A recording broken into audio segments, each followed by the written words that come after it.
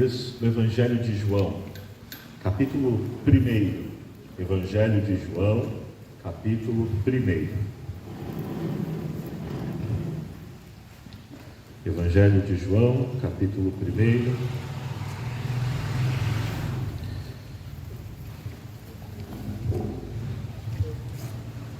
Vamos fazer a leitura desse texto de forma alternada. Eu vou ler os ímpares, os irmãos, os pares. Vamos ler.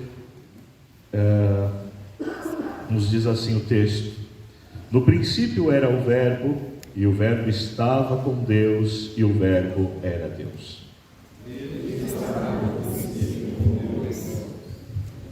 Todas as coisas foram feitas por intermédio dele, e sem ele, nada do que foi feito se fez.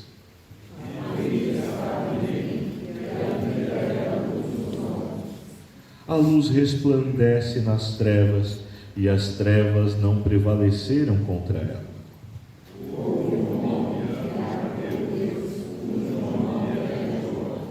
Este veio como testemunha, para que testificasse a respeito da luz, a fim de todos virem a crer por intermédio dele.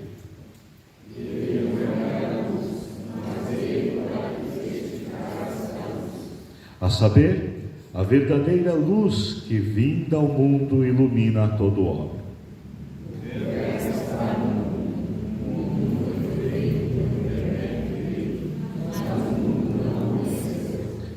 Veio para o que era seu, e os seus não receberam.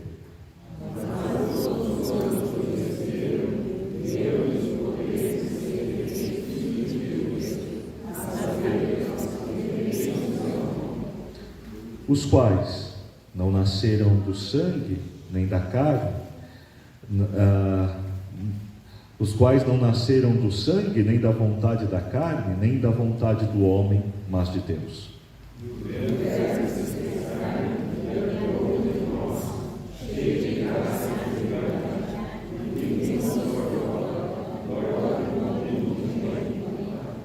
Amém. Vamos orar. Senhor Deus, agora estamos diante da Tua Palavra e pedimos a iluminação do Espírito Santo. Que o Senhor fale aos nossos corações, que a Tua Palavra, ó Deus, nos instrua, que a Tua Palavra nos console, nos anime, nos exorte, e que nós possamos sair daqui edificados e glorificando o Teu santo nome. Usa o Teu servo como instrumento em Tuas mãos, é o que nós te pedimos, em nome de Jesus. Amém. Meus irmãos, hoje, dia 25 de dezembro, comemoramos o Natal. Comemoramos a vinda de Jesus Cristo ao mundo, comemoramos a vinda do Filho de Deus ao mundo. É claro, nós não falamos desta data com uma precisão, né? Esta data ela tem uma história, um significado, um simbolismo que é preciso conhecer, estudar. Não veio porque Jesus nasceu realmente no dia 25 de dezembro, né? Mas foi uma data colocada para acabar com uma festa pagã que era o solstício. Então, a igreja cristã usou esta data para celebrar a vinda do Filho de Deus ao mundo. Mas pastor, então se não é a data do nascimento de Jesus, por que nós celebramos? A questão, meus irmãos, não é a data em si que é importante para o cristianismo, mas é o fato. Nós, nessa data, nós celebramos a vinda de Jesus, o cumprimento da promessa. Lá de Gênesis 3,15, depois essa promessa vai sendo anunciada pelos profetas durante todo o Antigo Testamento, até que ela é intensificada pelo profeta Isaías, pelo profeta Miqueias, que vão registrar ali os acontecimentos da vinda do Filho de Deus. Para nós, o importante não é a data do calendário, mas o fato de que Jesus veio ao mundo. Então a nossa alegria em utilizar essa data, em celebrar essa data, é reconhecer a vinda do Filho de Deus, é reconhecer o grande ato de amor de Deus para com a humanidade. Por isso o Natal se torna uma data tão especial para os cristãos. E nós precisamos compreender, então, por que nós celebramos a Cristo no Natal. Porque o nosso Natal é Jesus, porque nós celebramos o Filho de Deus. E o texto de João nos ajuda a compreender o porquê nós celebramos o Natal de Cristo, porque nós celebramos a Jesus Cristo no Natal. Primeiro, para podermos compreender como celebrar a Jesus, nós precisamos saber quem é Jesus. E do versículo 1 ao versículo de número 5, João nos revela quem é Jesus. Ele vai mostrar para nós quem é o Verbo encarnado, quem é o Jesus que é louvado, engrandecido, quem é o Senhor das nossas vidas. Então, vamos acompanhar aí. Primeira coisa que nós vemos a respeito do Senhor Jesus é que Ele é autoexistente. Diz aí, no princípio era o Verbo. O Senhor Jesus que nós louvamos, Ele é a segunda pessoa da Trindade. Esse texto mostra claramente a segunda pessoa da Trindade, nos fala sobre o mistério, o grande mistério da Trindade, ou seja, Deus Pai, Deus Filho, Deus Espírito Santo. O Pai é Deus, o Filho é Deus, o Espírito Santo é Deus. E ao falar aqui sobre Jesus, ele está dizendo que Jesus Cristo, ele é a segunda pessoa da Trindade. O Deus Trino que é autoexistente, ele não teve um início como os outros homens, ele já existia antes dele se encarnar, antes dele se tornar Jesus, antes dele vir ao mundo, antes dele anunciar a mensagem, ele era Deus, ele já existia.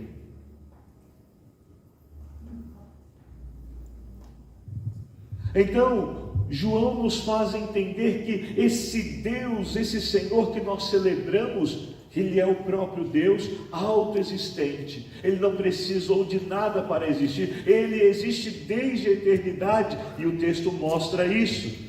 E o Verbo estava com Deus. O Verbo é eterno.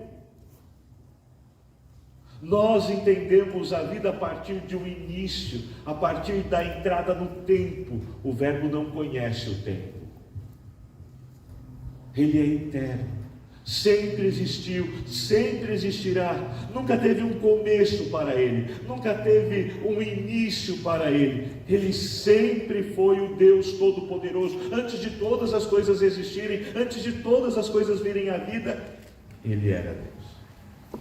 Deus autoexistente, Deus eterno e Deus.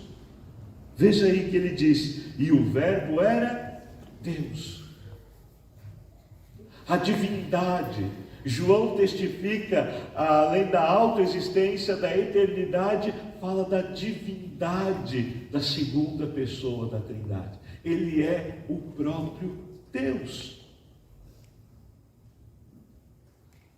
Diferente de qualquer outro ser, Ele é Deus, Deus vivo e verdadeiro, Deus santo, Deus poderoso, Deus existente, Deus que basta a si mesmo, está além da nossa capacidade de compreensão, é transcendente, ou seja, está além da nossa capacidade de entendimento.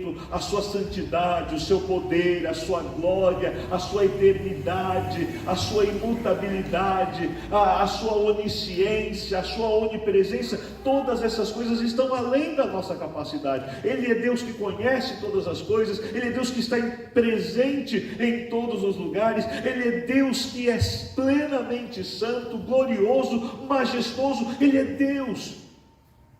Imagine como isto é maior do que qualquer compreensão que nós tenhamos. Mas é por isso que nós nos rendemos a Ele. É por isso que nós nos prostramos a Ele. É por isso que nós adoramos a Ele. É por isso que nós louvamos a Ele. Porque Ele não é um Deus criado por obra humana, pelas mãos dos homens. Ele não é um Deus de pau, de pedra. Ele não é um Deus de metal. Ele é Deus vivo e verdadeiro, autoexistente e eterno, a divindade transcendente, acima de todas as coisas. Nenhum outro ser é comparado a Ele. E João então revela para nós que Ele é Deus autoexistente, Deus eterno, Ele é a divindade e Ele é o Deus Criador. Veja aí no versículo de número 3. Todas as coisas foram feitas por intermédio dEle. Sem Ele, nada do que foi feito se fez. Ele é Deus antes de todas as coisas. Antes de todas as coisas existirem, Ele já existia. E todas as coisas existem porque Ele resolveu que essas coisas deveriam existir. Ele determinou que essas coisas deveriam existir. Ele determinou a vida, tanto a física, quanto no mundo físico, quanto no mundo espiritual. Os seres celestiais, os anjos foram criados por Ele. Os seres humanos foram criados por Ele. O universo foi criado por Ele. Ele deu existência a todas as coisas. Ele deu vida a todas as coisas. Isto mostra a grandeza dele. Além de ser Deus Criador, Ele também é Deus Salvador. Veja comigo o versículo 4 e 5. A vida estava nele, e a vida era a luz dos homens. A luz resplandece nas trevas, e as trevas não prevaleceram contra ela. Aqui, a luz que ele fala é referente a Jesus, e a vida que Jesus veio trazer aos homens que estavam perdidos, mortos em seus pecados, nas trevas. Ele veio para salvar a humanidade, Ele veio para salvar os homens, Ele veio ser a luz do mundo, aquele que brilha para tirar os homens das trevas, aquele que brilha para tirar os homens da escuridão. Estavam presos nos seus pecados, eram escravos do pecado, estavam mortos para Deus, mas veio a vida. Jesus Cristo veio ao mundo para trazer vida a esses homens. E como Ele fez isso? Ele morreu na cruz. Por um momento parecia que as trevas estavam prevalecendo. Quando Ele foi morto, quando Ele foi humilhado, quando Ele foi crucificado e morto naquela cruz, parecia que as trevas haviam triunfado. Mas o que acontece? Ao terceiro dia, Ele ressuscitou. Ele venceu e passou a ser então a esperança de salvação para todos os homens, e esta é a mensagem que é pregada. Jesus Cristo é o Salvador, é a luz do mundo, é aquele que veio resgatar os homens da escravidão do pecado, é aquele que veio resgatar os homens do seu estado de morte e trazer a eles a vida eterna, a salvação. Por isso, as trevas não prevaleceram contra ele. As trevas não foram capazes de detê-lo. Ele venceu. Ele superou para trazer salvação. Então, quem é esse Senhor que nós louvamos no Natal? Quem é esse Jesus que nós louvamos no Natal? Antes mesmo dele nascer em Belém, antes mesmo dele vir como aquela criança tão especial, numa noite tão especial, tão bela, onde até os anjos vieram louvá-lo, antes de tudo isso acontecer, ele já existia. Ele já era. Ele era Deus.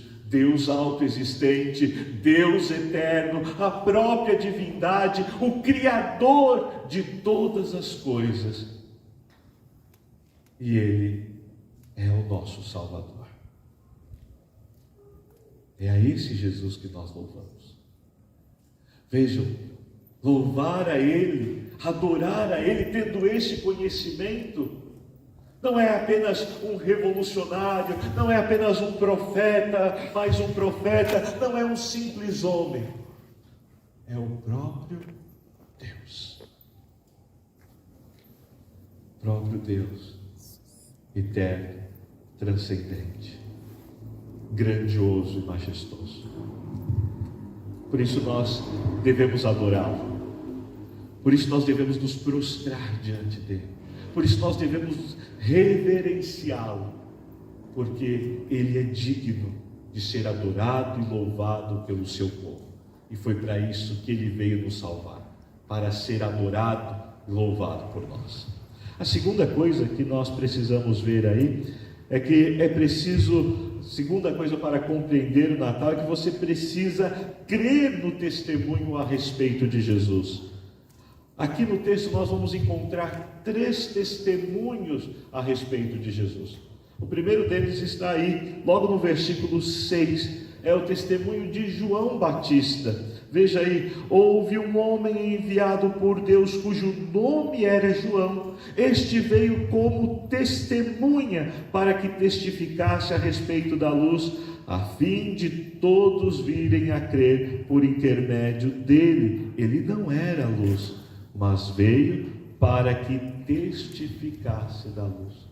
O primeiro testemunho que nós devemos crer aqui é o testemunho de João. João, anunciado também pelo profeta Isaías, lá no capítulo 40, aquele que veio para preparar o caminho, aquele que era a voz que caminhava no deserto, que vinha anunciando o Messias, que vinha preparando o coração das pessoas para receberem o Filho de Deus, a segunda pessoa da Trindade. João é quem dá o primeiro testemunho. Ele vem anunciar aquele que ele diz que era maior do que ele, aquele que ele diz que ele não era digno de desatar as sandálias, aquele que era o Cordeiro de Deus vindo para tirar o pecado do mundo. João veio proclamar, ele era um arauto, ele era um proclamador, ele era alguém que estava testemunhando a respeito da vinda do Filho de Deus, do Messias. Ele veio proclamar a vinda de Jesus. O segundo testemunho que nós vamos encontrar aqui é o testemunho do próprio Deus a respeito do seu Filho. O próprio Deus testemunha a respeito da vinda do seu Filho. Veja aí comigo o versículo de número 12 e 13, diz aí: mas a todos quanto receberam, deu-lhes o direito de serem feitos filhos de Deus, a saber, aos que creem em seu nome, os quais não nasceram do sangue, nem da vontade da carne, nem da vontade do homem, mas de Deus. Aquelas pessoas que passaram a crer em Jesus, aquelas pessoas que passaram a olhar Jesus como Filho de Deus, não fizeram isso simplesmente porque elas desejaram, porque elas quiseram, não fizeram isso simplesmente porque elas estavam voltadas para isso, mas porque o próprio Deus realizou uma obra no coração delas. O próprio Deus agiu milagrosamente no coração delas, abrindo seus olhos, abrindo seu entendimento, para que elas pudessem enxergar Jesus Cristo como Filho de Deus. Por isso que a salvação é um milagre, é o testemunho do próprio Deus.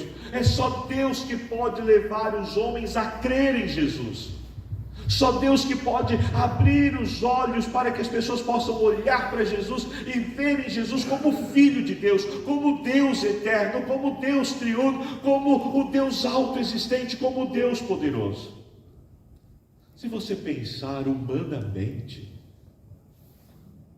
Naquela época principalmente, e hoje, nos dias de hoje continua, naquela época as pessoas ao ouvirem falar de um Deus que se fez homem, na cultura grega que valorizava, né, as coisas espirituais e detestava ou deixava de lado, desprezava as coisas materiais. Eles eram voltados para o que era espiritual, e aí surge, né, a religião do gnosticismo, que João tanto vai combater naquele período em que as pessoas elas davam valor ao espiritual e desprezavam o material. Dizer que Deus se fez homem era algo que eles não conseguiam compreender. Como Deus vai se tornar matéria, vai se corromper, vai se contaminar, vai ser um de nós?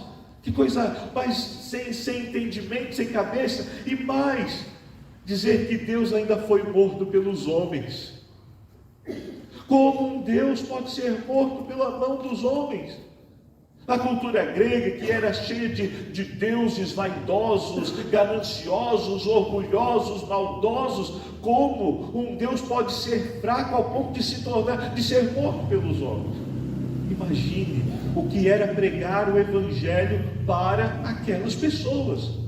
E então você sai do contexto dos gentios, dos gregos que tinham esse pensamento, e vai para o contexto dos judeus.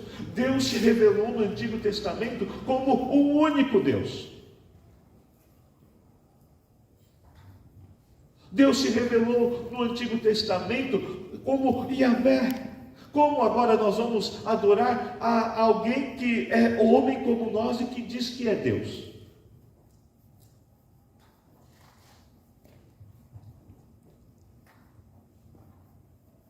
Então, para o judeu aquilo era também uma loucura, um escândalo. E como é que as pessoas se convertiam? Como é que as pessoas então passavam a crer em Jesus? Por causa do poder de Deus, do milagre da salvação, Deus operando nos corações, Deus abrindo os corações, Deus abrindo os olhos, tirando a cegueira espiritual e fazendo com que as pessoas contemplem a Jesus como Deus. Hoje não é diferente. As pessoas costumam: como eu vou crer em Jesus? Será que ele existiu ou não? Como eu vou crer em Jesus? Será que isso não é uma invenção do cristianismo? As pessoas continuam contestando. Como é que as pessoas creem em Jesus?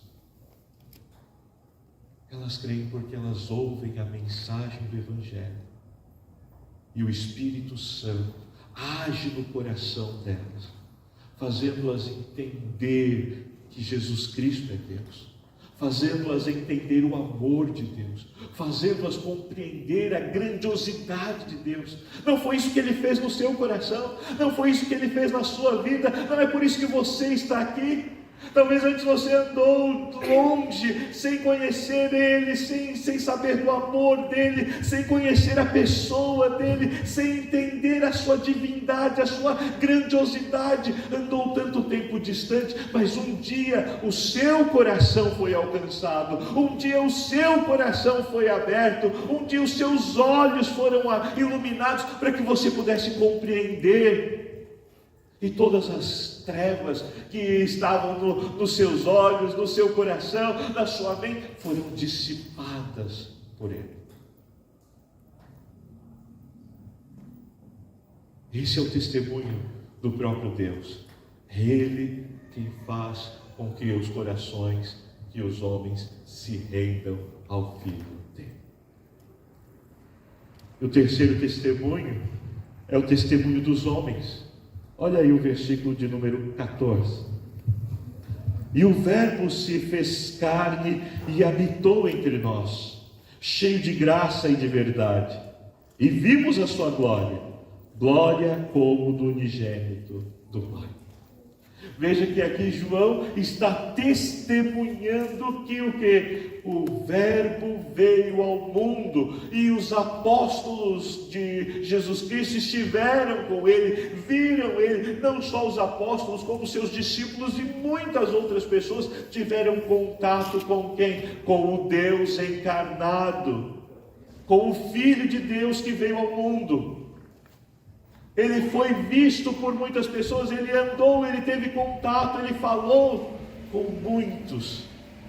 E que privilégio essas pessoas tiveram, que privilégio os apóstolos de Jesus tiveram em ouvir o próprio Senhor, em ouvir o Logos de Deus, ou seja, a palavra de Deus, o próprio mensageiro de Deus, a própria palavra falando com eles. Deus falou no Antigo Testamento através dos profetas, Deus falou através de várias formas no Antigo Testamento, mas no Novo Testamento Ele passou a falar aos homens através da sua própria palavra, através de si mesmo, através de Jesus.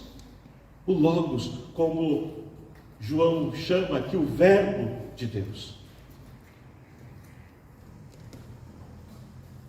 Ele foi visto, viram os milagres que ele fez, ouviram os ensinamentos, viram a manifestação do seu poder, viram a sua morte, a sua ressurreição, e ele foi testemunhado. Quando você olha para a história, principalmente dos tempos bíblicos, dos tempos de Jesus, você nunca vai ver nenhum registro histórico a respeito de Jesus falando sobre a existência dele ou não. A existência de Jesus nunca foi colocada em xeque na história do seu tempo e do tempo dos apóstolos. Nunca foi colocada. A igreja sempre deu testemunho, até mesmo aqueles que eram contrários, nunca colocaram em xeque a existência. O que eles colocavam em xeque? Se ele era Deus, se ele era o Filho de Deus. Mas se ele existiu ou não, a história nunca colocou isto em xeque. Os relatos de Joséfo, os relatos, os escritos da igreja antiga, os escritos que foram preservados, sempre mostram a existência de Jesus. Ele veio, ele existiu, ele esteve entre nós.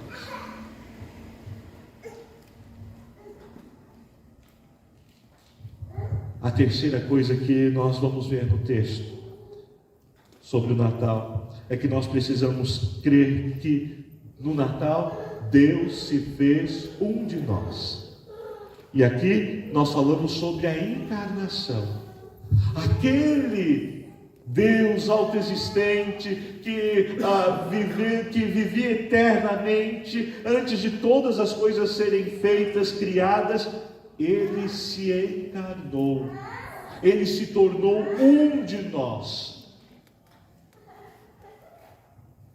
ele se fez homem como nós. Diz aí o versículo 14: e o Verbo se fez carne e habitou. A palavra habitou aqui é a ideia de tenda. Ele fez uma tenda entre nós, ele ergueu uma tenda entre nós. Ele veio por um período a este mundo, encarnado como homem. Ele deixou a sua glória, ele se tornou um servo humilde, ele se humilhou, ele se limitou a si mesmo para viver como homem entre nós. Por que ele se limitou? Deus que não pode morrer, Deus que é autoexistente, Deus que não envelhece, não perde a força, não enfraquece, Deus que a si mesmo basta. Podem todas as coisas passarem, Ele continuará existindo, porque Ele é Deus. Mas Ele se fez um de nós, passou a sentir fome, sede, ter necessidade de descansar, passou a sentir dor. Ele teve as mesmas sensações que nós temos. Ele se fez um de nós. Ele habitou entre nós. O que é maravilhoso saber que Deus... Por que é maravilhoso saber que Deus se fez um de nós? Porque ao mesmo tempo que Ele é Deus transcendente, que Ele está acima, muito distante de nós, muito além de nós, Ele é Deus imanente. O que é um Deus imanente? É um Deus que está perto de nós, é um Deus que se torna como um de nós, é um Deus que está junto do seu povo. Ele é, como os profetas disseram, o Emanuel, Deus conosco.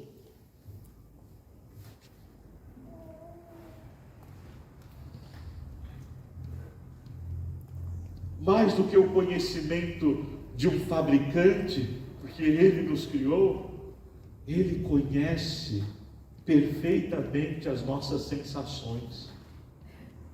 Ele sabe o que é ter medo, Ele sabe o que é sentir amizade, Ele sabe o que é ser querido, Ele sabe o que é ser traído, Ele sabe o que é ser abandonado, Ele sabe, Ele conhece todas essas sensações, porque Ele se fez um de nós. É por isso, minha irmã, meu irmão, que você pode orar a esse Senhor nos momentos mais difíceis da sua vida, nos momentos mais dolorosos, mais sofríveis da sua vida, nos momentos mais angustiantes da sua vida, e saber que Ele não é um Deus impessoal, um Deus um Deus alheio, um Deus que está distante. Não, Ele é um Deus que está perto. Se você ora para Ele dizendo: Senhor, eu estou sentindo dores, eu estou sofrendo com as dores, Ele sabe o que você está sentindo, porque Ele também sentiu isso. Se você em algum momento se sentir abandonado, se você se sentir desprezado pelos homens, Ele sabe o que você está sentindo, porque Ele também sentiu isso.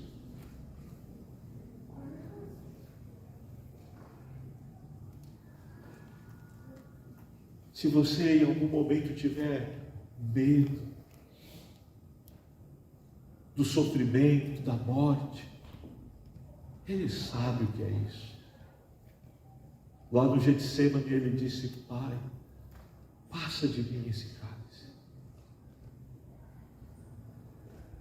Ele sabe, Ele te conhece perfeitamente, Ele conhece as sensações que você sente, Ele sabe, porque Ele é Deus, um Deus pessoal.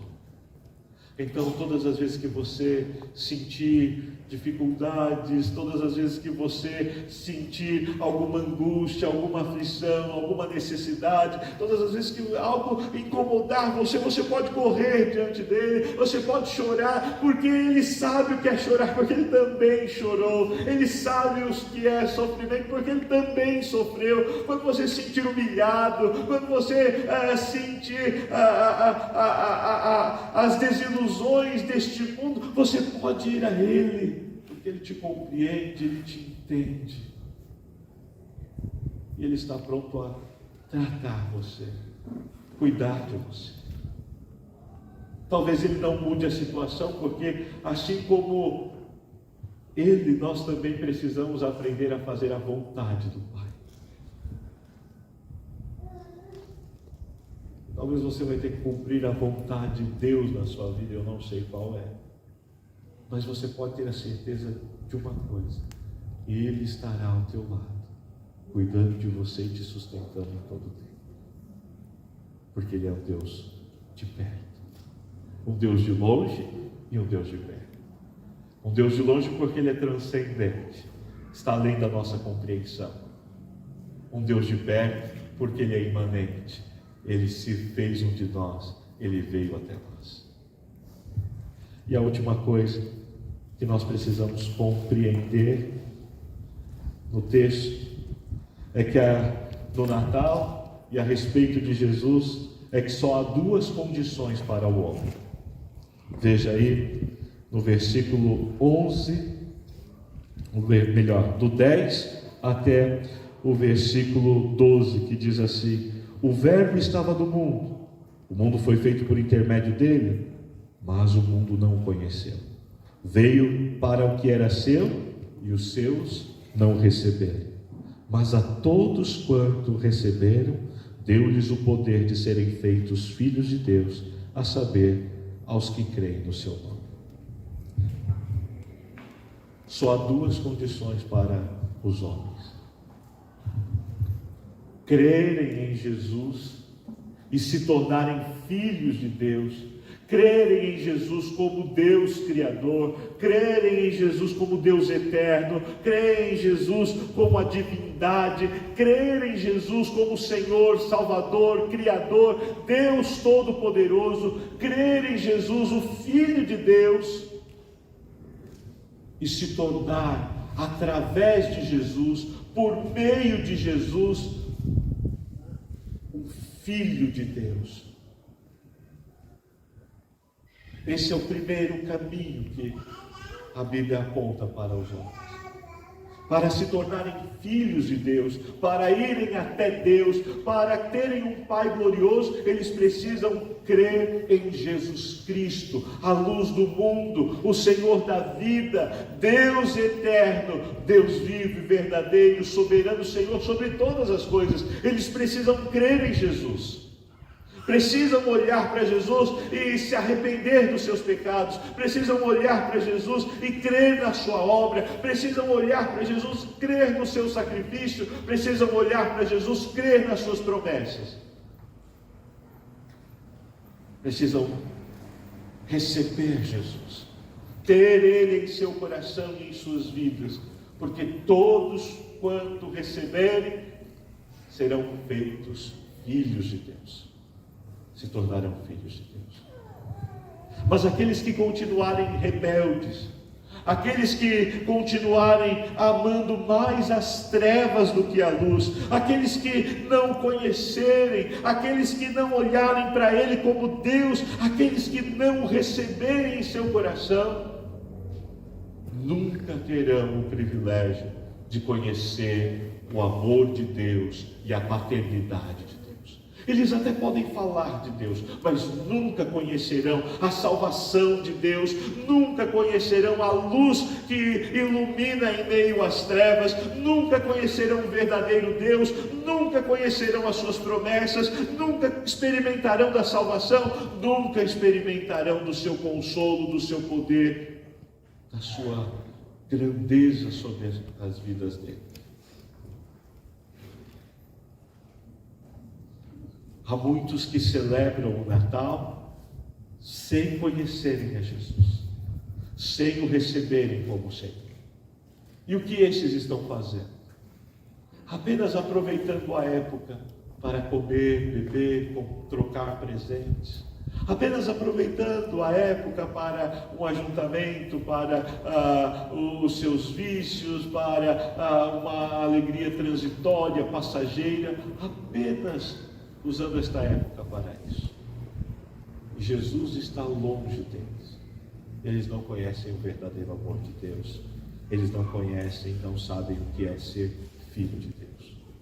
Mas há aqueles no Natal que estão celebrando o Natal porque creem em Jesus, porque reconhecem a divindade de Jesus, a grandeza de Jesus, porque reconhecem o amor de Jesus e a vida que só Jesus pode dar. E esses se prostram, adoram, louvam e bendizem ao Senhor. Que você possa sempre celebrar o Natal de Jesus, compreendendo quem Jesus é, lembrando que as Escrituras e o próprio Deus dá testemunho a respeito dele, lembrando-se que ele se fez um de nós, por isso ele nos entende, nos conhece tão perfeitamente, lembrando que quando nós servimos a Ele, temos Ele como Senhor, nós fazemos parte da sua família, nós somos realmente feitos filhos de Deus. Que Deus nos abençoe. Amém?